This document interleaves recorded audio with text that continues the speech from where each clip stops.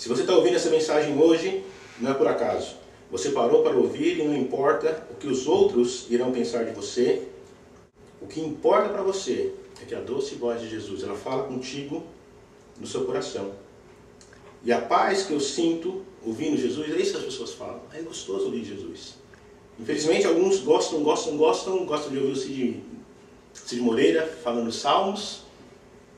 De alguma forma eles acreditam que é da paz, mas não abrem o coração. Mas o importante é que você ouça a voz de Jesus e também você continue ouvindo a mensagem até o final, para que você possa, de repente, realmente ouvir aquilo que Deus tem para você hoje. Lá no verso 2 ele fala assim: e os fariseus e os escribas murmuravam dizendo: este recebe pecadores e come com eles. Fora toda a questão do este, ele não chama Jesus como... ele chama este como se fosse uma outra pessoa qualquer. Eles ficavam revoltados por quê? Porque eles não entendiam a graça de Deus. Eles não aceitavam a ideia de que publicanos e pecadores poderiam ter acesso à graça que lhes dava a oportunidade de serem chamados ao arrependimento. E para eles, os judeus, somente eles tinham o privilégio de se arrepender e serem perdoados. Apesar dos profetas realmente pregarem aos gentios. A gente olha lá, Jonas, ele vai à cidade de Nínive sem vontade, sem prazer de estar levando aquela mensagem, e de repente o que acontece? A cidade inteira se converte. Se a gente olhar o livro de Daniel, ele vai lá e chama o rei Nabucodonosor ao arrependimento. Você olha lá o texto de Daniel capítulo 6, você vai ver que Nabucodonosor, ele ouviu, ele engrandeceu o coração dele, ficou lá como um animal perdido, pastando, e depois, em um determinado momento, ele lembrou de Deus. Ele escreve aquele capítulo dizendo, realmente, no dia que eu reconheci a Deus, eu voltei para o meu reino, eu voltei para as coisas que eu tinha. Eles pensaram que era um descrédito para Cristo e que era incompatível com a sua dignidade o fato de estar se associando com esse tipo de pessoas. O fato de Jesus estar ali admitir a companhia dessas pessoas. Eles não poderiam, por vergonha, condená-lo publicamente. Eles não podiam chegar lá: Jesus, você está falando de salvação para essas pessoas. Mas eles se baseavam no quê? No legalismo. Se baseavam no quê? Na tradição dos anciões, que dizia que se associar com pecadores não era uma coisa muito boa. E aí se apegavam à tradição, se esqueciam do que a Bíblia dizia sobre amor, sobre o perdão. E Cristo, para mostrar que o valor dos fariseus estava equivocado, ele tratou do quê? Ele tratou de mostrar para eles, através de uma parábola, que as pessoas com quem ele estava falando tinham uma importância muito grande. As pessoas que às vezes não são aceitas, ou as pessoas que são talvez desprezadas, porque por causa do pecado, para aqueles que se acham perfeitos, eles têm muito valor. Tem muito mais valor do que os sacrifícios, que a gente vai ver mais no final, que aqueles judeus ali ofereciam. Jesus ele fala assim: se você soubesse, misericórdia quero e não sacrifício, você ia poder me entender. Mas os homens ali eles se baseavam no eu, se baseavam na situação que eles estavam, se baseavam no berço que eles nasceram, mas não conseguiam entender que as pessoas precisavam de misericórdia.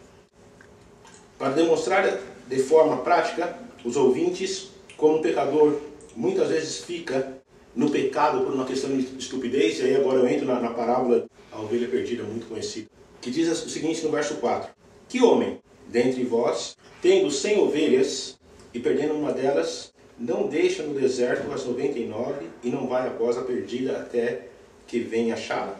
Essa parábola ela foi contada para mostrar o quê? Ela não foi contada para mostrar o amor de Deus para os que já são salvos. Ela não foi contada para dizer como que Deus cuida do salvo, mas ela foi contada para dizer como Deus ele se preocupa com aquele que não é salvo. Como Deus ama aquele que não é salvo. Como Deus ama aquele que está desviado. Como Deus ama aquele que nunca foi achado. O mais importante aqui é a gente entender que Jesus está querendo mostrar que, você é importante para Deus. Os 99 que são salvos, já foram salvos. Deus cuida deles? Cuida. Essa parábola foi anunciada para mostrar o prazer que Deus tem em levar os pecadores ao arrependimento através do Evangelho, dando-lhes a oportunidade de se converterem. Devemos nos alegrar juntamente com Deus e os anjos do céu por essa tão grandiosa graça. Jesus estava lá falando, venham a mim. E as pessoas vinham. Venha a mim você que está cansado, venha a mim você que está abatido, venha a mim você que está afligido. E os publicanos olhavam e falavam assim, mas Deus chama. E Jesus olhava para eles e falava, você vê aquela passagem na Bíblia, lá no Velho Testamento, que diz isso? Da mesma forma, um pecador, ele é como uma ovelha perdida. A ovelha é desgarrada. Ele está perdido para Deus. E a pessoa perdida para Deus, ela tem uma série de limitações e problemas. A primeira coisa, ele não pode servir a Deus. Ele não pode adorar a Deus. Ele não pode ter aquele contato direto com Deus. Quer seja pela pressão do mundo, quer seja pela pressão do pecado, que fica dizendo, você está no erro. Você não pode.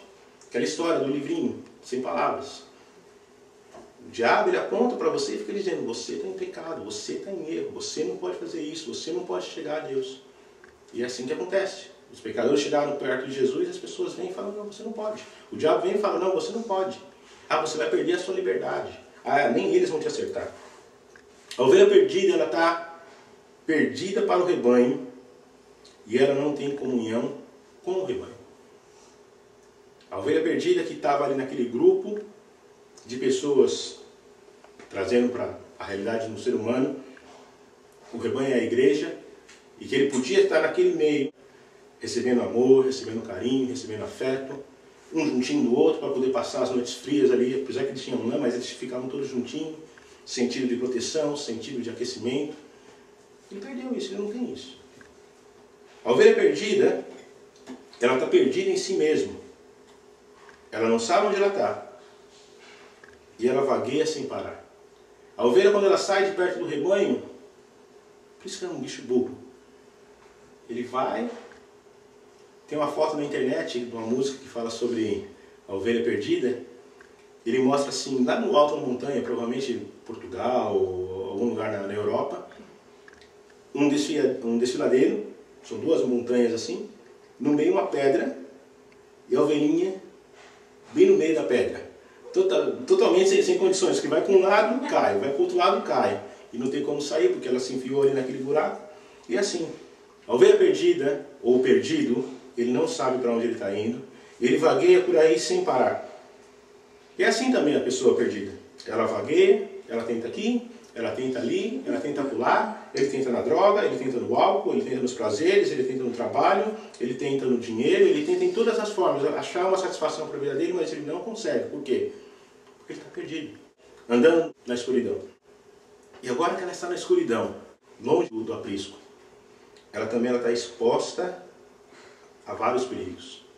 Aquela ovelhinha que está ali no aprisco, com a presença do pastor, ele que defende ela ainda com um cajado, mas que enfrenta, como dizia Davi, o leão, enfrenta o urso, enfrenta quem quer que seja, o lobo que venha.